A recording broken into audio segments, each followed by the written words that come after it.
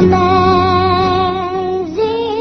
grace, how sweet the sound that saved a wretch like me. Hi, and welcome to Straight Talk About God video. I'm Jack. The origins of Christmas and the Bible. Oh, the origin of the Bible? So, well, what about Christmas?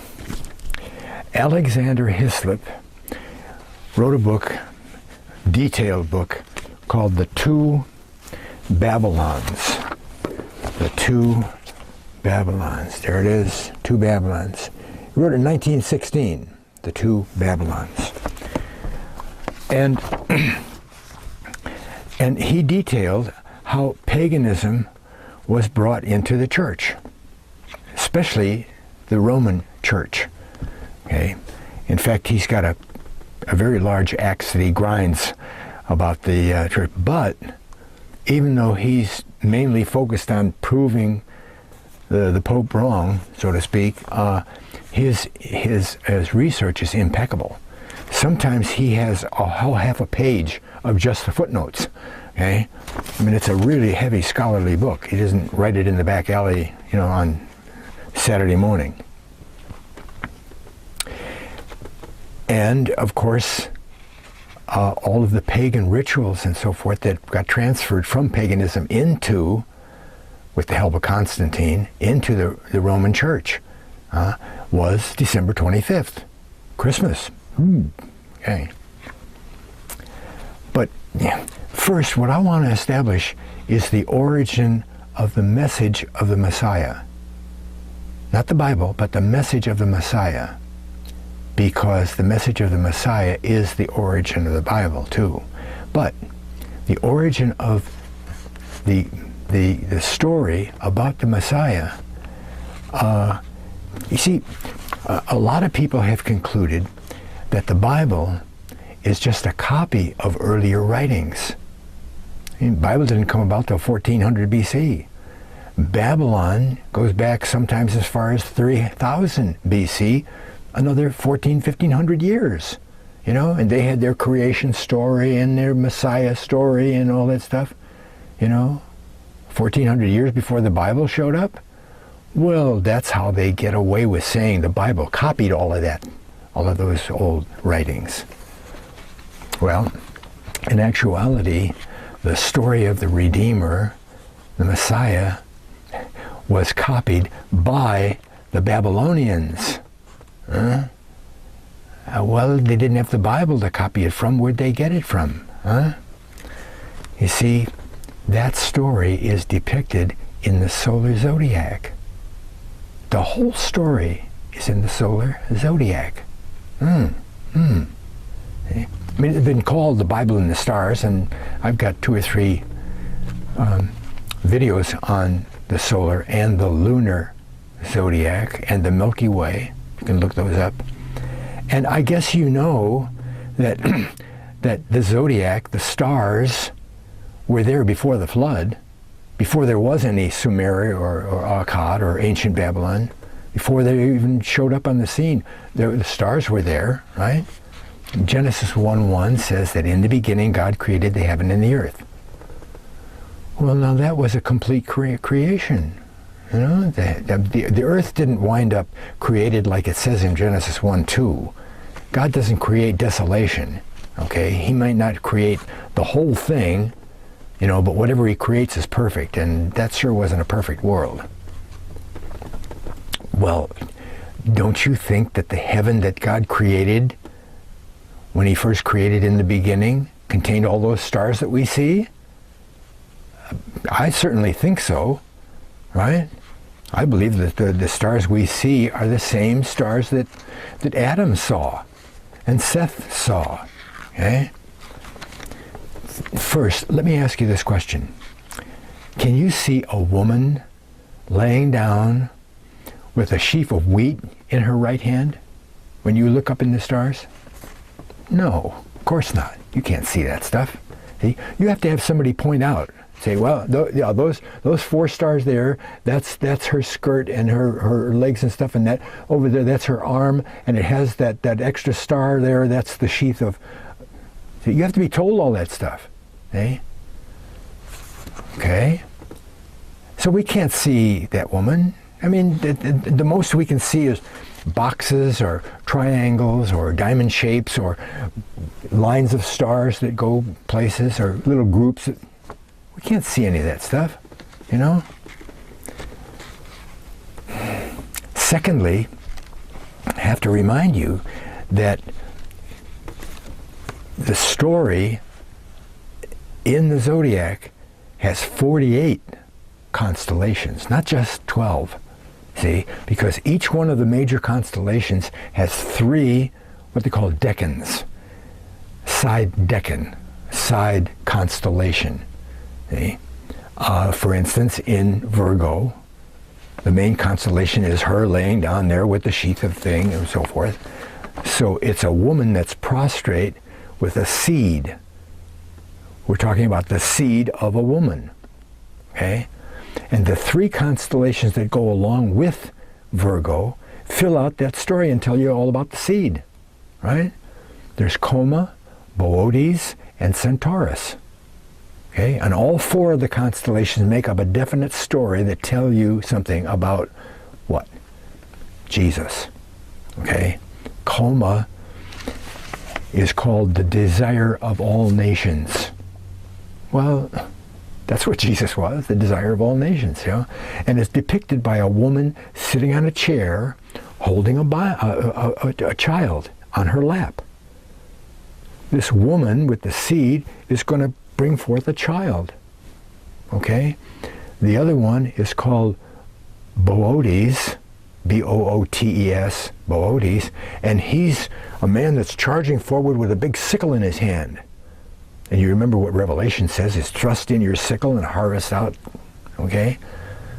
That's what Jesus does when his second coming. He comes in and he thrusts in the sickle and offs all the bad guys, right? The third one, Centaurus, is a half man, half horse. The two-natured being. Two-natured. Jesus was a two-natured being. But he's got a bow and an arrow the arrow is ready to fly, and it's pointed straight at the enemy, Lupus. So we've got seed of a woman, desire of all nations, who will thrust in his sickle and beat up the enemy. Just like the first book of any, or the first chapter of any book. It tells the whole story, and then the details come out, okay? There are 4 constellations in the first book, which talk all about Jesus, who he is, where he comes from, all that stuff. The second 4 constellations tell about what Jesus does with certain people on the earth, the Israelites, okay? The third book, the last 4 constellations, ending in Leo, tell about the Messiah as he comes and battles with the bad guys, beats up everybody, and takes over the rule of the earth with a crown on his head, Leo. Okay? It's the whole story of the Messiah. And each one of those major constellations has 3 of them, 3 little ones, that fill out the story of that constellation. 48 constellations. Okay? Now, there's no argument about this, okay? The only thing you can quibble about is to say, oh no, Coma, that's not a woman with a no, that's Berenice's hair. Huh?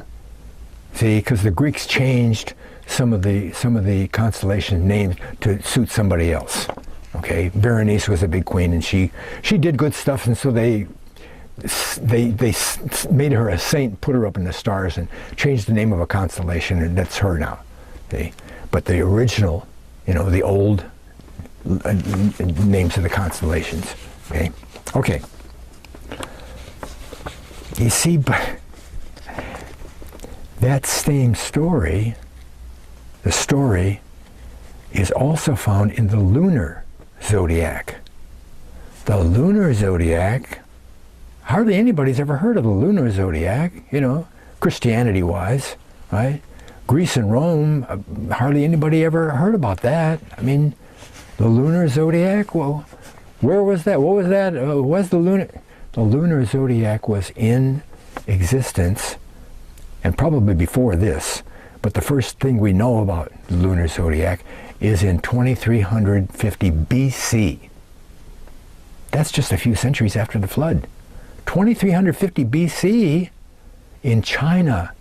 It's no wonder the Greeks didn't know about it. It was in China. Oh wow, lunar zodiac. Well, what is lunar? The lunar zodiac goes on the moon. Solar zodiac is built around the sun. The lunar zodiac is built around the moon. So they take the 28 days of the moon cycle, and they put a name on each one of those 28 days. The constellations are the same. Virgo is Virgo, but in Virgo there's 1 or 2 or 3 houses.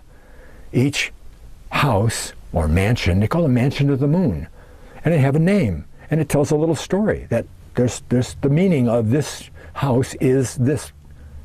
It's the same story as the solar zodiac. See? So way over there in China, at the same time, just a little bit later than Babylon, the same story is in the lunar zodiac that the Babylonians are using as a solar zodiac. Same story. What's that say? Common source. Common source, as I said in the other video, somebody who knew an awful lot about the prophecy of Jesus and overcoming Satan and all of that God stuff in the solar zodiac, knew all of that stuff and put it into the lunar zodiac too. Has to be. Can't argue with that. Huh? Well, China, ancient Babylon, same time. See, the story of the Messiah was around when Adam was still alive.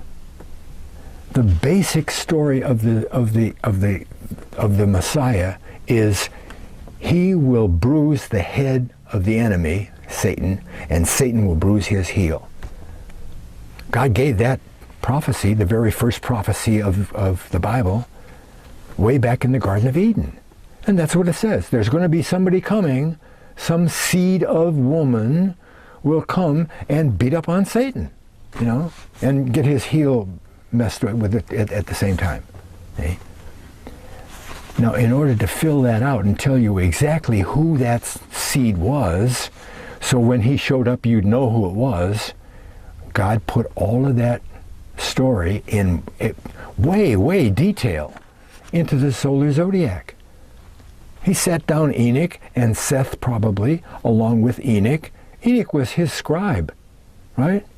God gave him all kinds of scientific and technology information and about the zodiac, and gave them the charge of writing down and making available the story of the zodiac, all 48 constellations. They wrote it all down. That's how Babylon got the story. They got it from Noah. Because where did those books that that Enoch and Seth wrote down, and all of the astronomy and everything in the science, who wound up with all those relics and those books? Well, Noah did, of course. Noah, and he brought all that information through with the flood. He didn't just bring the lions and the tigers and the bears, oh my, okay?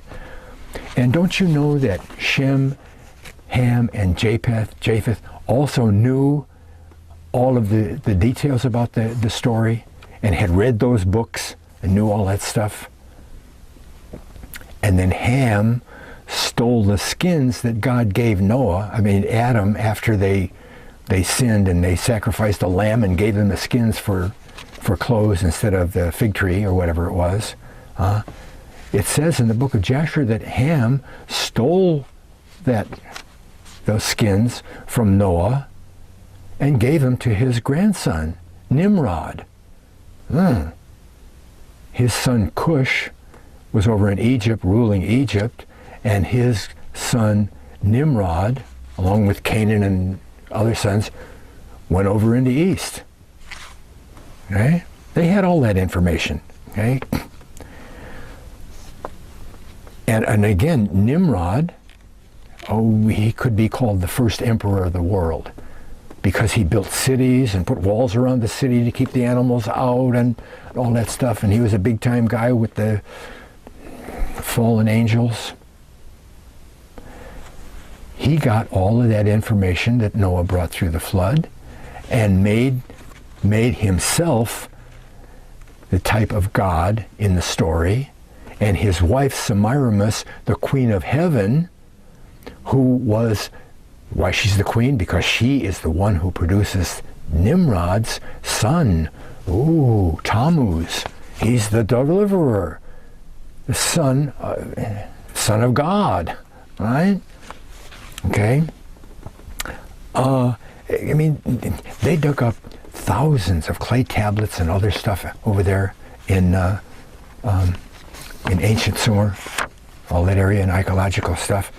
And amazingly, one of these tablets or seals contains a picture of the whole solar system.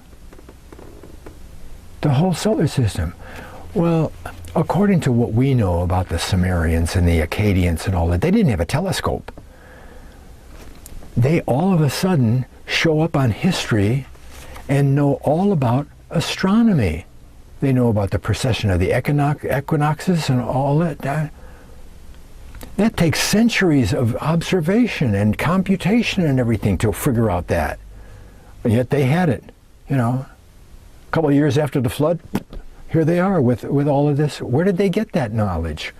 From Noah and fallen angels. The same way the fallen angels tried to corrupt everything, animals, plants, people, before the flood, they came back and did the same thing after the flood. That's where all the giants in the Bible come from. They're half hybrids. Okay? That's way another story. Okay? Look, we didn't even have knowledge of Pluto. We didn't even know it was there until the early 1900s. That's 5,000 years after the Akkadians knew it. Well, huh? How could the Babylonians know about Pluto? From the information from, you check out Zechariah Sitchin. Don't believe everything he says, but they dig up this seal from Babylonian times, and it's got the whole solar system on there, plus one extra planet, because the title of his book is The 12th Planet. The 12th planet? Oh, well, because we know 9 planets, and the sun makes another body, and the moon makes another body. So we got all the gods of the solar system, except there's an extra. It's a 12th planet in there. There's a 12th body in there that we can't see now. It's not around. See? In the place where it should be is the asteroid belt. Asteroid belt. That's a long, long story, but here's the seal that they dug up over there. See, that's the seal, and you see the right in that little circle is where the solar system is depicted. Now I know you can't see that very well, but you can see the sun in the middle, and then maybe you can see there's a star there, and then the planets are around the outside. So instead of putting the planets in their orbit out from the sun, the way we usually see them, you have Mercury and then Venus and all that there, they put them around the sun, but they're in their proper size to everybody else, okay? And here's what this seal looks like when you take it out of that depiction. See, it starts here, goes around this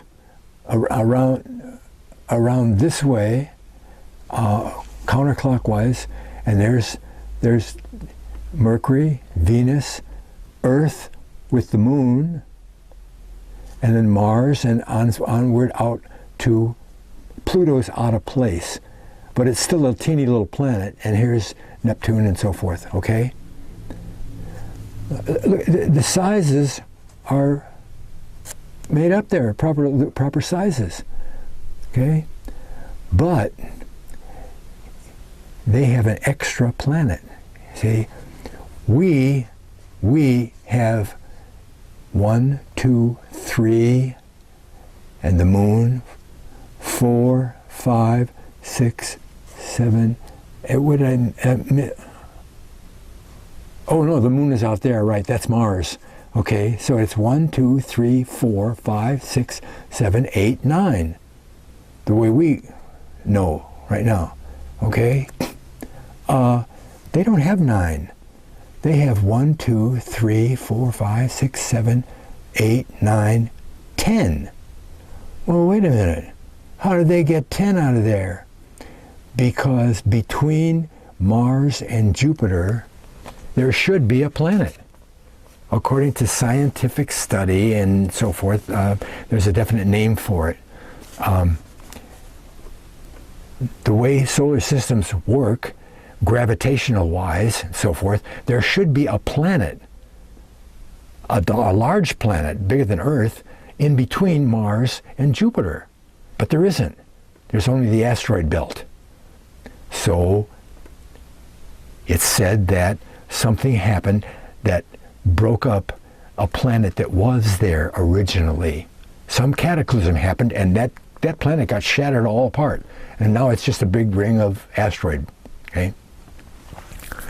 And that's exactly where the Babylonians place Tiamat, their planet, their 12th planet. And now it's gone, okay?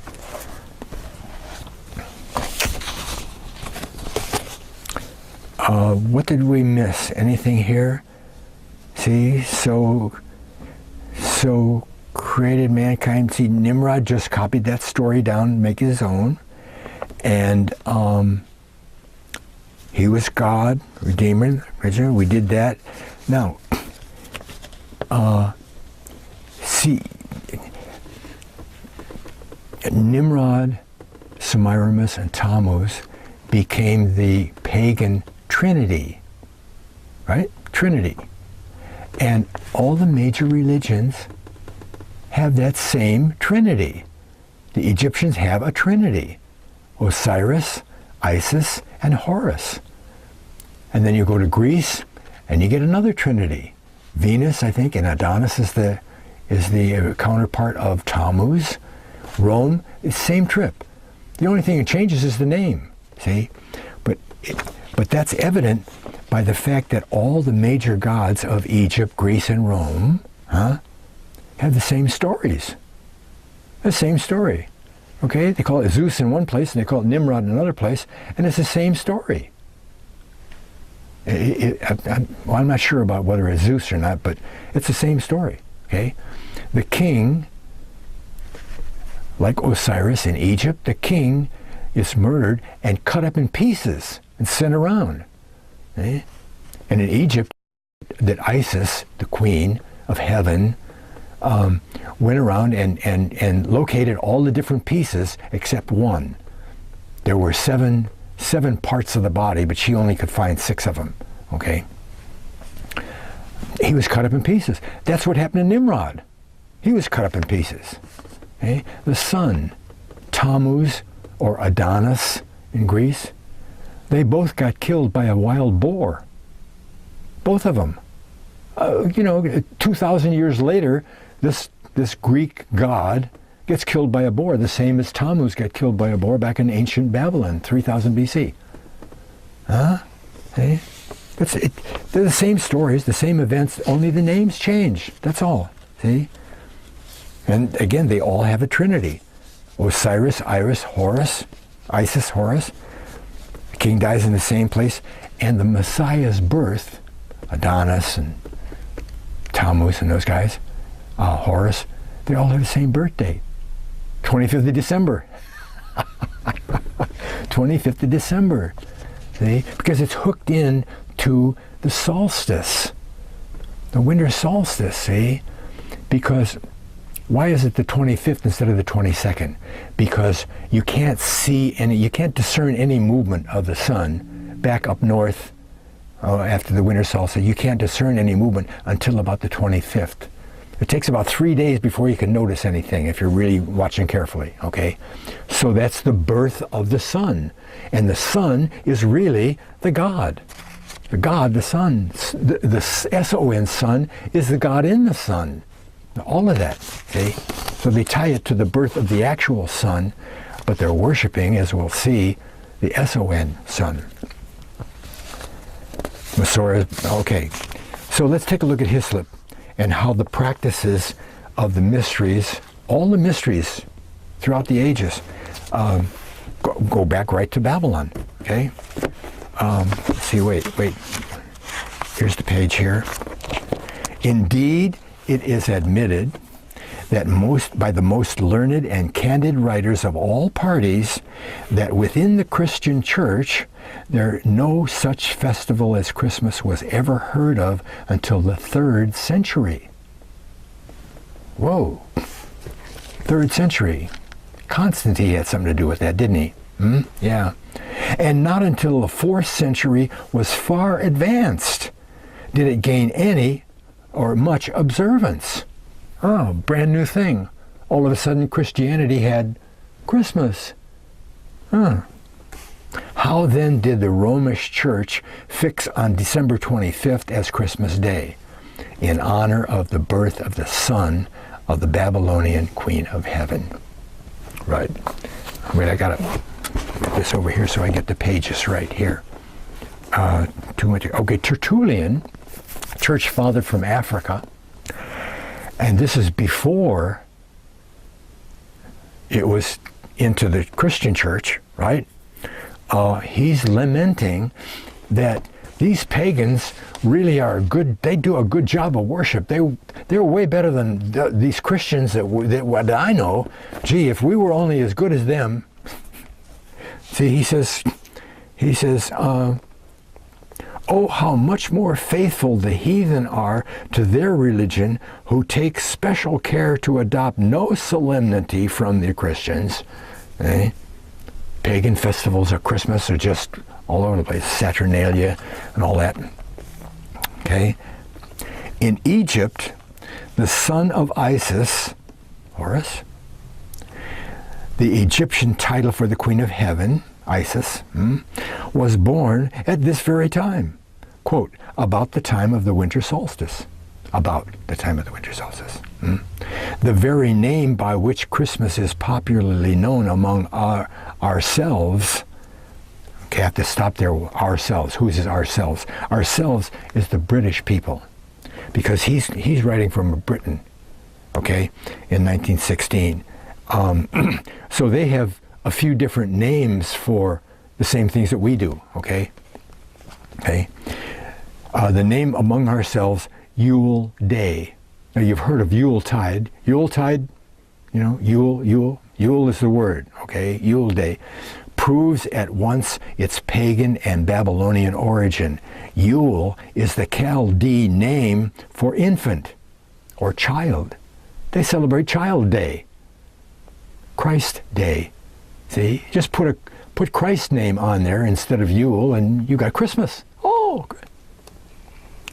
And the 25th of December is called by the pagans of our Anglo-Saxon ancestors Yule Day. Oh, now wait a minute. His pagan ancestors, see, this is before Christianity. Before Christianity, the pagans of Northwest Europe and England all celebrated the same way they did back in Babylon, right? We'll see that, right? Anglo-Saxon ancestors, Yule Day, or Child's Day, and its night preceding it, Mother Night, long before they came in contact with Christianity. And it sufficiently proves its real character. You see, Christianity didn't show up in England until, well, it was born in England about 37 AD with Jesus' uncle, Joseph of Arimathea. But what about the lost tribes who were pagans in 500 BC who started their trek across Europe and into the British Isles. Huh? All those pagan Celts, all that. They were worshiping the pagan gods, right? And they called it Yule Day. Way before there was such a thing as Christmas. Okay. There is evidence of the festival in question had a much higher reference than the worship of the sun, S-U-N. Okay? It wasn't the worship of the sun. See? It's the worship of the deliverer that is the God in the sun. Okay? Much higher reference than this. That it commemorates not merely the figurative birthday of the sun in its renewal of its course, but the birthday of the grand, capital D, deliverer. We read in Stanley's Sabian Philosophy, quote, on the 24th of the 10th month, that is, according to December in our reckoning, 10th month, wait, I lost my place. That the Arabians celebrated the birthday of the Lord. That is, the moon. Oh, well, the Arabians, at Christmas, the Arabians are celebrating the moon, not the sun. Well, wait a minute. See? The Lord Moon was the great object of Arabian worship, and that Lord Moon, according to them, was born on the 24th of December, right after the solstice, right? Which clearly shows that the birth that they celebrated had no necessary connection to the course of the sun. It isn't about the sun, it isn't about the moon, it's about the Lord contained in the sun and the moon. And don't you know that Islam, the Arabians, have a crescent moon on their flag? And Allah is connected with the Lord Moon. Okay? Jerome. Was he a Roman historian? Jerome. To show the connection between country and country, like I said, they just go from one country to the next, The events are the same and the names are changed. Okay? Country to country, and the inveterate endurance of old customs, things hang on. Okay? It is worthy of remark that Jerome, commenting on the very words of Isaiah, already quoted earlier on, about spreading a table for Gad and pouring out drinks, a drink offering to Mene. Well, no, wait. Isaiah is talking about setting a table for Gad and not God or Jesus or anything, or drinking to Mene. He's getting after the pagan worship of Israel. And you Israelites, you're doing the wrong thing. You do all this stuff and you sacrifice to other people and you put tables for Gad, and you're doing the wrong thing and you're going to get in trouble. Okay? That was the custom in his time. Jerome says that was the custom in his time. 4th century. In all the cities, especially Egypt and Alexandria, to set tables and furnish them with luxurious articles of food, goblets of mixture containing wine, and on and on and on. Okay? They're doing the same thing by a different name. It's not Christian. Okay? Jerome, okay, 92 and 3. Even where the sun was the favorite worship of favorite object of worship, as in Babylon itself and elsewhere, at this festival he was worshipped not merely as the orb of the day, but as God incarnate. See, you go out for a sunrise service on Easter. That's a pagan ritual, that they just put Christ on it. That's all. Get more people in the church that way. Okay, Okay? It was an essential principle of the Babylonian system that the sun, or Baal, B-A-A-L, Baal, was the one only God. When therefore Tammuz, the kid, okay, Tammuz was worshipped as God incarnate, that implied also that he was the incarnation of the sun.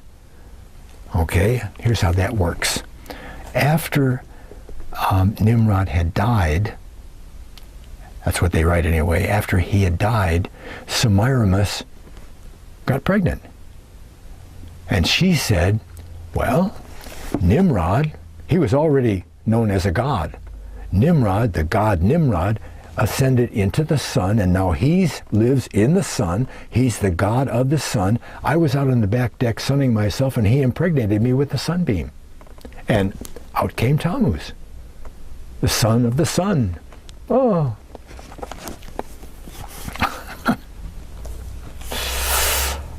Okay, wait a minute. That's 96. Oh, we do 4. Right. It was no mere astronomical festival then that the pagans celebrated at the winter solstice. That festival at Rome, 3,000 years later, that festival at Rome was called the Feast of Saturn. And the mode in which it celebrated there showed whence it had derived. The feast, as regulated by Caligula, lasted 5 days. Loose reins were given to drunkenness and revelry. Slaves had temporary emancipation, deliverance from the god Saturn, and had all manner of freedoms with their masters. Really heavy stuff, too, if you read it. This was precisely the way in which according to Berosus, Babylonian historian, according to Berosus, the drunken festival of the month Thebeth, answering to our December. In other words, the festival of Bacchus was celebrated in Babylon. It's all the same from time to time, and just the names change. It's always that stuff. Okay?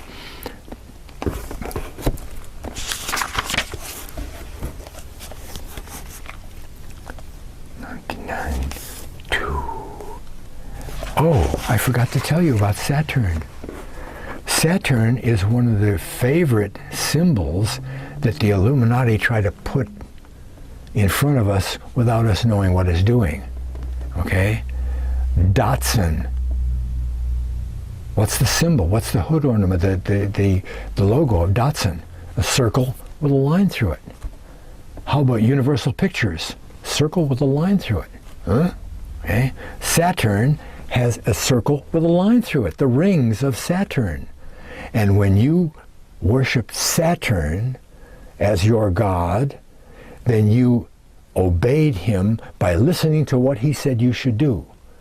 And how you symbolize that you are listening and obeying Saturn, is you put an ear ring, you put a ring to say that you're listening to your god of rings. Interesting, huh? Let's see, 99, 2. Babylon was the center of the civilized world. Right. Thus, paganism corrupting the divine symbol, as it ever has done, had the opportunity of sending forth its debased counterfeit of the truth to all the ends of the earth through the mystery religions that were affiliated with the great central system in Babylon. Who ran England and France? Those kings? No, kings came and went, both of them. They warred against each other all the time, right? Who stayed the same through all of that history about French The priesthood. The priesthood. Those kings couldn't go to the bathroom without Pope's permission, right? They would be excommunicated. Oh, they were running things. They're just the Illuminati generational priesthood from Babylon. They were the guys that were running Babylon. And when Babylon fell, they moved their headquarters to Egypt. And when they gutted Egypt, they moved their headquarters into Greece. And they ran the whole world under Alexander, and a little while later, and then Greece started to fall, and they moved their headquarters into Rome, and then Rome ruled the world. It was the generational priesthood all the way down through history. And when Rome got gutted and fell, they went to England, and now they're in England and the United States. It's a generational priesthood.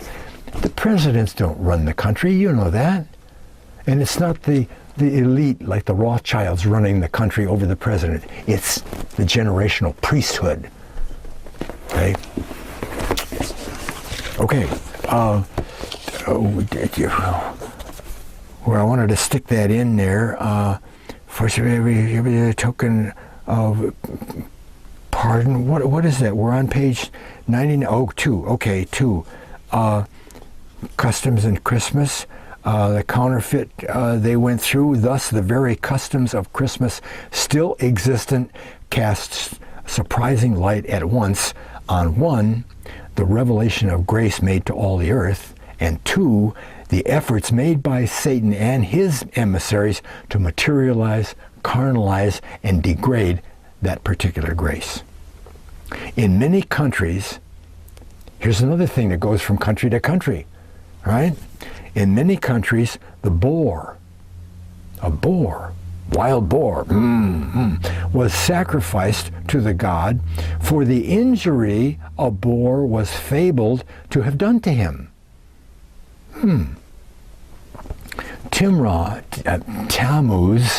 the deliverer's son of the Babylonian religion, had an early death, a hunting accident. He got gored to death by a boar. Okay? Same thing happened with Adonis 3,000 years later. The boar was sacrificed. According to one version of the story, the death of Adonis, Greek Adonis, or Tammuz, it says, or Tammuz, it was, as we have seen, the consequence of a wound from the tusk of a boar that he died. Adonis died by a boar. Huh? The Phrygian Attis, the beloved of Sibyl, whose story was identified with that of Adonis, was fabled to have perished in a like manner by the tusk of a boar. Not just Adonis, but this other guy too. Therefore, Diana, big Greek god there, though commonly represented in popular myths as the huntress Diana, was in reality the great mother of the gods, has frequently a boar's head as her accompaniment. You see a statue and there's a boar's head. Say, oh, well, she was a huntress. That's not why it's there. See, it's in token, not of any mere success of the chase. I built this boar. I hunted down this lion. See? Not from the chase, but of her triumph over the grand enemy of an idolatrous system in which she occupied so conspicuous a place. See? Here's Theocritus, Greek. Venus was reconciled to the boar for killing Adonis because when brought in chains before her, it pleaded so pathetically that it had not killed her husband of malice, but merely an accident. I didn't do it on purpose. It was only an accident, and he died. The boar. Right? On Christmas Day, the continental Saxons, before Christianity, continental Saxons offered a boar in sacrifice to the capital S-U-N, sun, to propitiate her. Yeah, remember the old Saxons did the pagan thing from Babylon, where the sun was a female, the Arabians, where the sun was the female and the moon was the male. See, so they had the Arabian version of this. So they sacrificed to the sun, the boar to the sun, the woman, for the loss and of Adonis. Oh, poor Venus, she lost Adonis. Well, we'll sacrifice a boar and make her feel better. Okay? In Rome, now we go to Rome, similar observance had evidently existence, for the boar formed a great article at the feast of Saturn, the Saturnalia, Christmas, as appears from the following words of Marshall, historian Marshall, quote, "That boar will make you a good Saturnalia," end quote. Same thing. The boar in a whole bunch of different places. But not only the boar, now we have a goose. The Christmas goose. Where did the Christmas goose come from? Babylon. Okay? Yea, the Christmas goose and Yule cakes, child cakes, small cakes that they made at Christmas time, Yule cakes, okay, were essential articles of worship of the Babylonian Messiah, as that worship is practiced both in Egypt and in Rome. Oh, here's a woodcut of Egyptian Seb. He's got a goose on his head.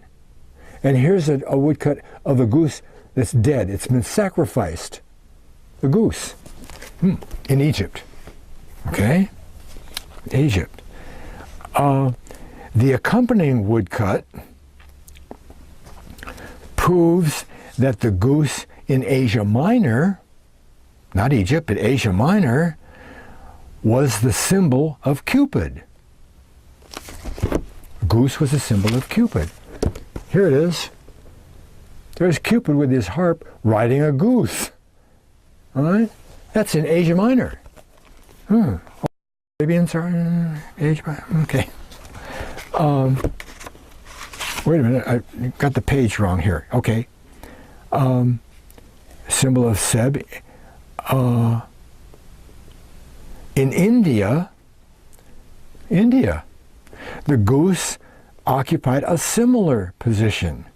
For in that land, we read of the sacred Brahmani goose, a goose sacred to Brahma. Oh, finally, the monuments of Babylon show that the goose possessed a like mystic character in Chaldee.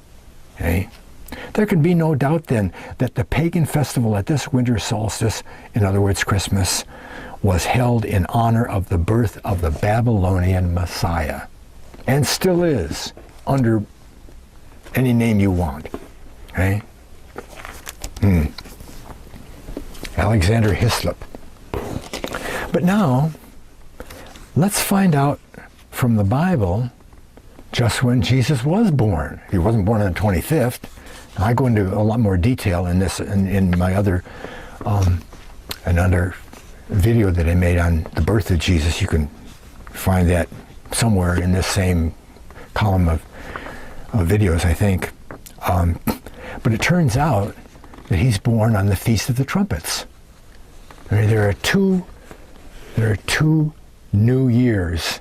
There are two different years celebrated by Hebrews. Okay. The civil New Year starts on Tishri 1, and that's in the fall, Rosh Hashanah. That's the first year of the civil New Year. They also have a religious New Year. Now maybe you can guess when the religious New Year starts, because it starts with the beginning of the three main festivals that they practice all year long. Passover. The religious year starts at Passover. Okay, simple. Easy, understandable, reasonable. Why not? It's a God thing, the religious thing, Passover. Great. Sacrifice. The Passover lamb from the foundation of the world, Jesus. Okay. But, not but. And Tishri 1 always falls not on the same day, because they figure their days and years differently, depending on when the moon comes up and so forth, okay? So it's either the late September or early October. It might be a week different, from year to year, okay? But that's where it falls. It falls in the fall, not Christmas, okay? Okay, the beginning of civil new year. Okay, if you want to take a look, you go to Luke 1, and we're going to find out just when Jesus was born. Oh, you can't tell. Bible scholars, Hislop says, well, we can know the average time, but we can't know when he was born. All we know is it wasn't in December, and he gives a lot of reasons for that. Oh, well, you can pin it down to the exact day. Luke 1, verse 5. It's not going to sound like it makes a connection here, but it does. Verse 5.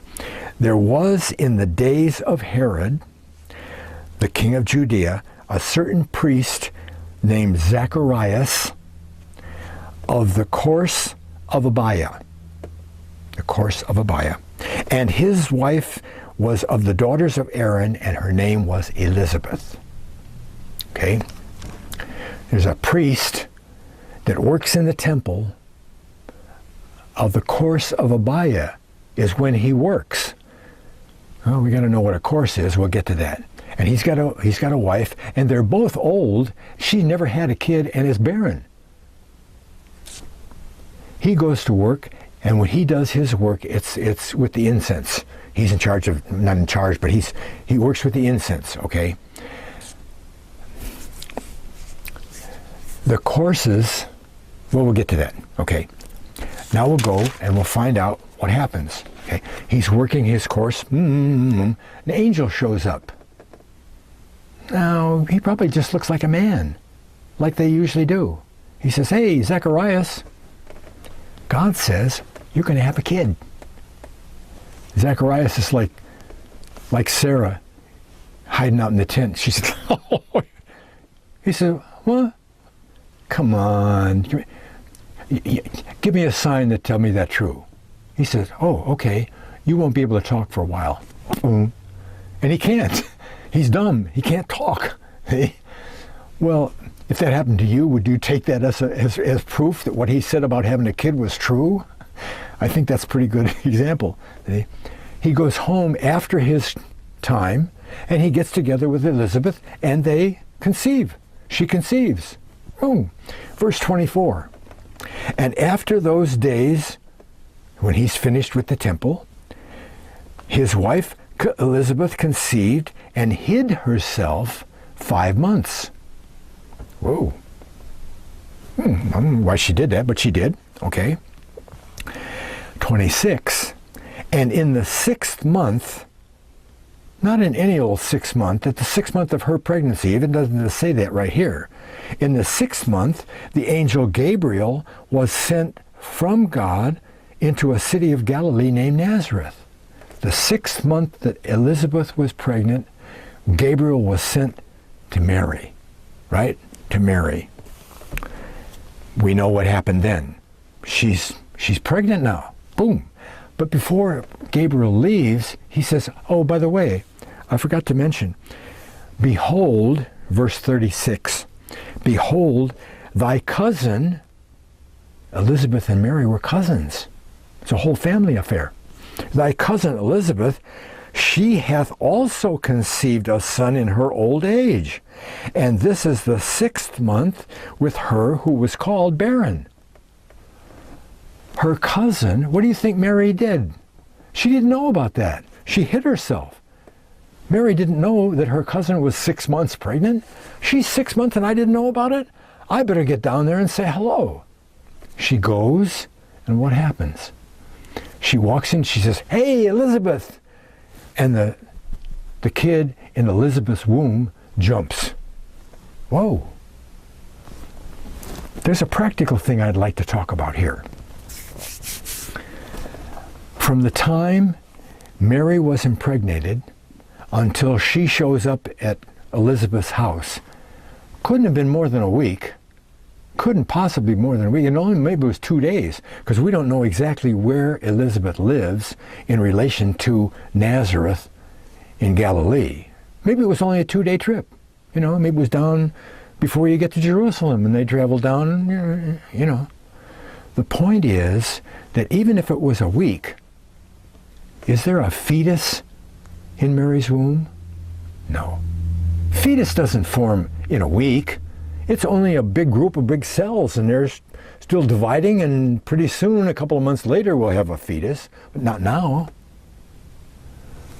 But when she walks in and says hello to Mary, this little group of cells is recognized by John the Baptist.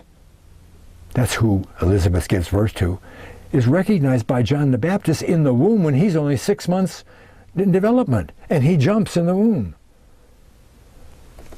What better proof can you have that even just the group of cells before it becomes a fetus is a representation of true life? And doesn't that throw abortion out the window? Huh? Of course it does. Jumps. Oh. Okay. Verse 49, Mary says, "For he that is mighty hath done to me great things, and holy is his name." Okay, well, that's a long way to say, a long story to say, Jesus is born 6 months after John the Baptist. Great. Well, that still doesn't tell us when he was born, okay?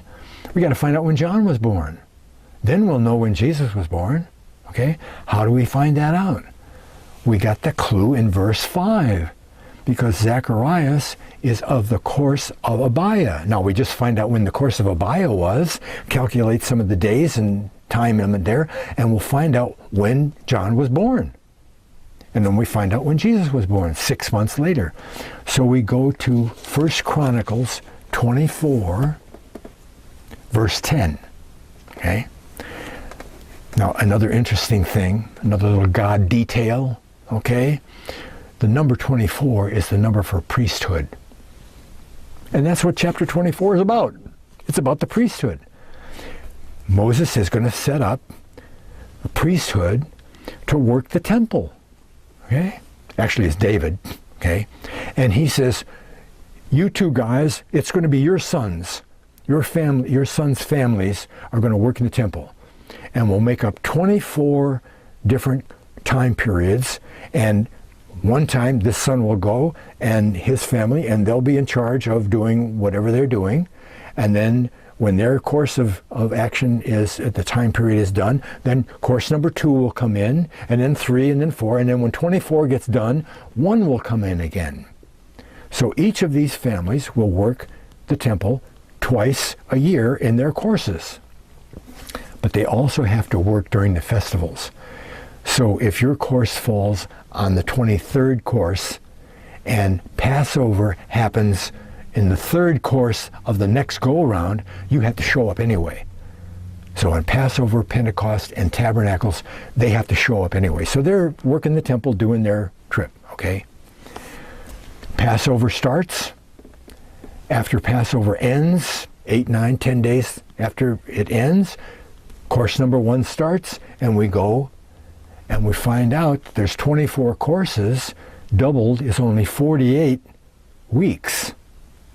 So it's about 2 weeks. It's less than 2 weeks, but it's roughly about 2 weeks is a one course, okay?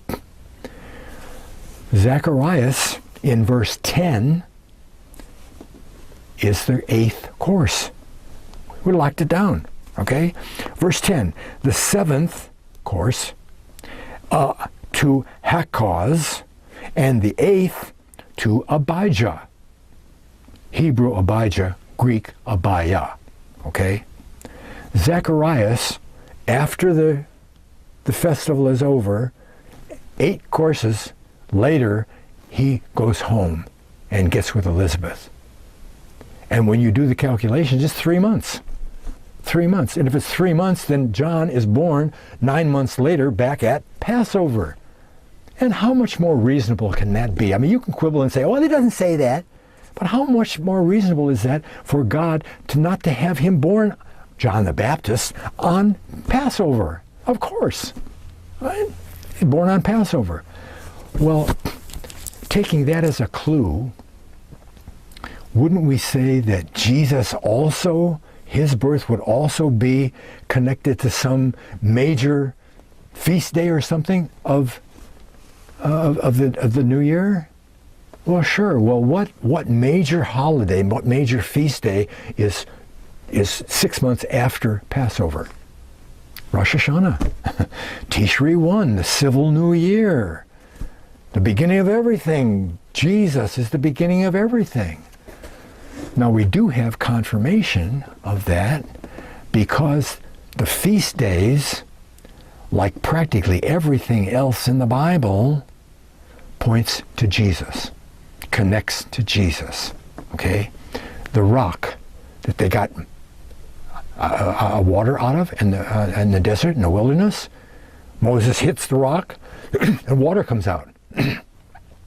That rock, if you see one of my other videos, is the rock that Jacob laid his head on, put his pillow on, in Bethel, hundreds of years earlier. Okay? Well, he carried that rock with him when he came back from Haran with the family, and then carried it to Egypt when he went to Egypt. Joseph took it over when he came out of Egypt, and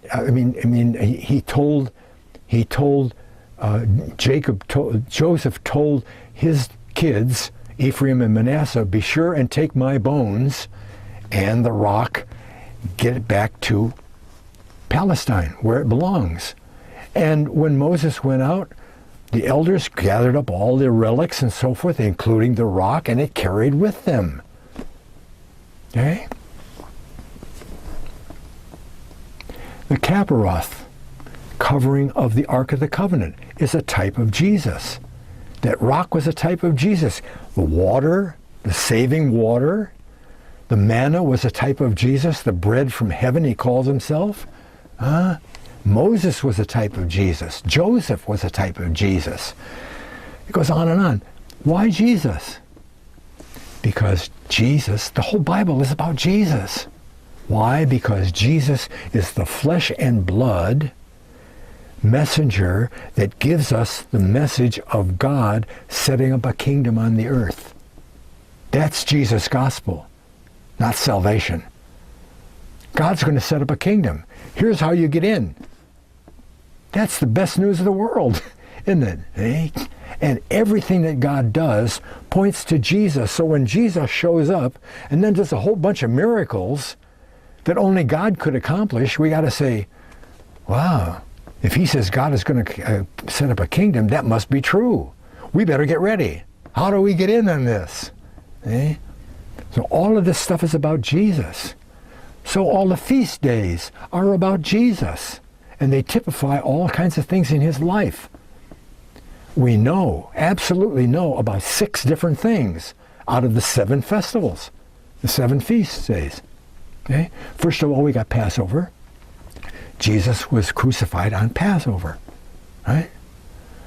Immediately after the Passover, at 6 o'clock on Wednesday night is when it was, 6 o'clock, he went into the tomb at the beginning of unleavened bread.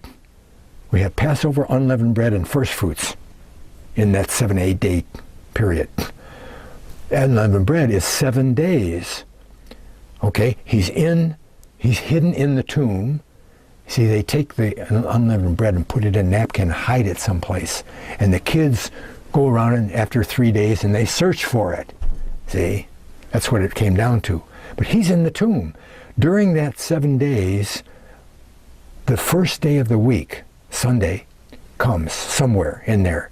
On that day, whatever day that comes, whether it's Wednesday, Saturday, whatever, on that Sunday, that day, first fruits, is celebrated. And Jesus came out of the tomb on first fruits. He's the first fruits of the resurrection, as Paul says. Okay? 3 things apply to Jesus' life. Pentecost, 49 days later, what happens at Pentecost? The disciples go out and preach after the Holy Spirit comes down and gets inside them, which is what Jesus said. I got to go, otherwise the Spirit can't come. When the Spirit comes, you'll be with you, and okay? That's Jesus' Spirit at Pentecost. Skip over Rosh Hashanah and go to Yom Kippur. The atonement. The atonement. What's the atonement about? Atonement is about the people who rejected Jesus the first time they had a chance, atone for that rejection somehow. And tabernacles, wow, that's the millennium, when Jesus takes over the rule of the earth. We got 6 different things that apply absolutely to Jesus. Tishri 1 has to apply to him. There's 2 ways that can happen. First of all, the people who believe in the rapture say that the rapture will happen on Tishri 1, on Rosh Hashanah. He will come back and take the church back home and do all that stuff. And then we start the tribulation. And that's the atonement for rejection. After the tribulation, millennium, Jesus rules. Okay. The people who say, that rapture thing was made up in 1874 and that's not true. They say that Jesus' second coming will happen on Tishri 1. And then the atonement will happen because he, as Boades coming in with his sickle, takes care of all the bad guys. And there's not going to be that many people left on the earth. There's probably going to be a couple of 100 million people involved in Armageddon. 200 million of the soldiers of the kings of the East. That's just the kings of the East. Before that happens, there's one event that kills off 1/3 of the population of the earth. After that, another event takes place with fallen angels and bad guys comes, and they eliminate, kill 1/4 of the people that are left. And 1/4 and 1/3, when you add all that up, it turns out to be half the population of the earth. If there's 7 billion people on the earth now, after those 2 events, there'll only be 3.5 billion of them, right? See? And then we're going to have these 100 millions of soldiers and people who believe the way they do and are backing them up with supplies and all that stuff. And when Jesus comes back at Armageddon, chops off all their heads, and their eyes dissolve in their sockets, and all the way it says in Revelation. Okay? He comes back on Tishri 1, knocks all those people out, takes over, goes to reign of the millennium. Either way, Tishri 1 is the most important date, and with John the Baptist born on Passover, Jesus has to be born at Tishri 1. Okay? He wasn't born at Christmas, right? Okay? Origins of the Bible, I really like that part, okay? Because the pagans got it from God and put their own names on it, see? And then they said, oh, well, the Bible's just a copy of that. Yeah, right, sure. Hey, thanks a lot for watching. God bless.